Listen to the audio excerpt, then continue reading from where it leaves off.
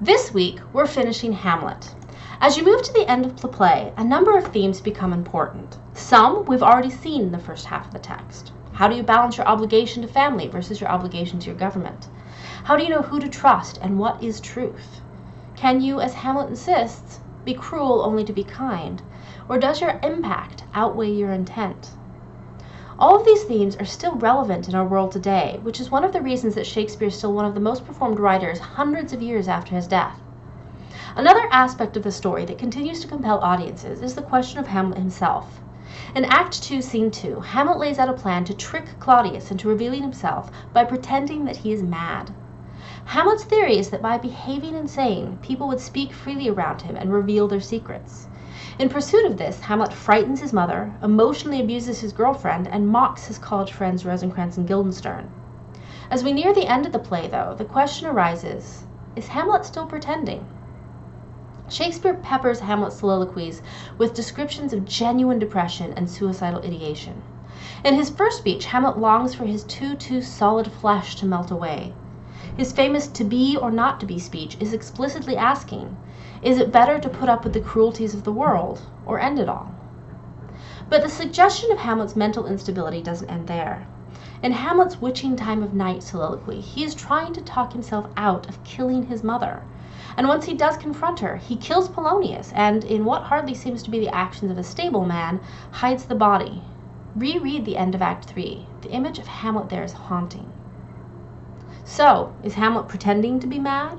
Or has he actually crossed the line into genuine mental illness? Shakespeare doesn't give us clear-cut answers here. This idea is complicated even more by Ophelia's response to her father's death, which does seem genuine, and the Queen's explanation of the poor girl's eventual death.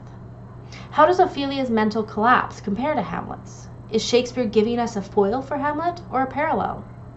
Is Ophelia's death accidental or suicide?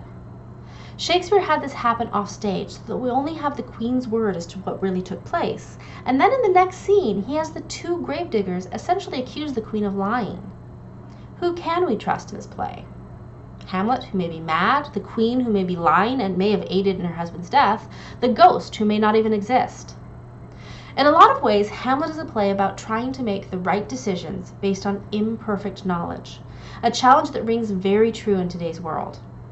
He wants desperately to do the right thing, but his attempts to be sure about his actions eventually lead him to rash deeds, and these actions destroy the world that he is trying to protect.